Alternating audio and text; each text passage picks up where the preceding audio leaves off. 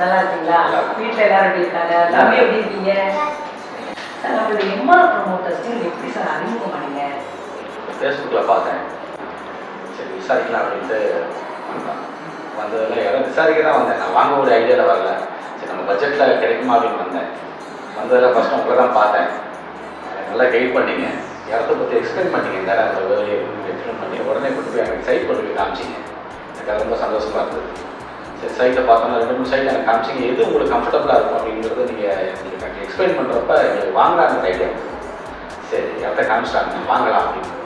அதுக்கப்புறம் எங்களால் ஒரு சில விஷயங்களை சின்ன விஷயங்களை எங்களுக்கு வாங்க முடியாத சூழ்நிலை முழுசாக எங்களுக்கு ஹெல்ப் பண்ணி கொடுத்து அந்த இடத்த வாங்கினதே உங்களால் தான். இல்லைன்னா நாங்கள் வாங்கி போக முடியாதுன்னு எங்களுக்கு தெரியாது.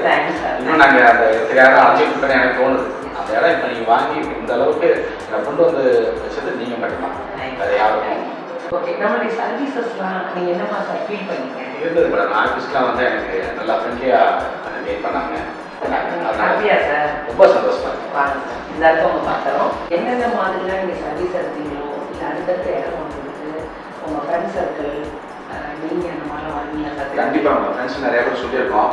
இவங்க நாங்கள் அடுத்து வாங்குறதுக்கு ஒரு 2 வருஷம் பிளான் பண்ணியிருக்கேன். கண்டிப்பாக நான் உங்கள்கிட்ட வாங்க முடியாது. நீங்கள் எங்களுக்கு நல்லபடியாக கைட் பண்ணுறீங்க. சரிங்க சார். திரும்ப சொத்து வாங்கணும்னு சொல்லிட்டு எல்லா வல்ல இறைவனை வேண்டி நாங்கள் எங்கள் கம்பெனி சார்பில் மனசார வாழ்த்துறோம்.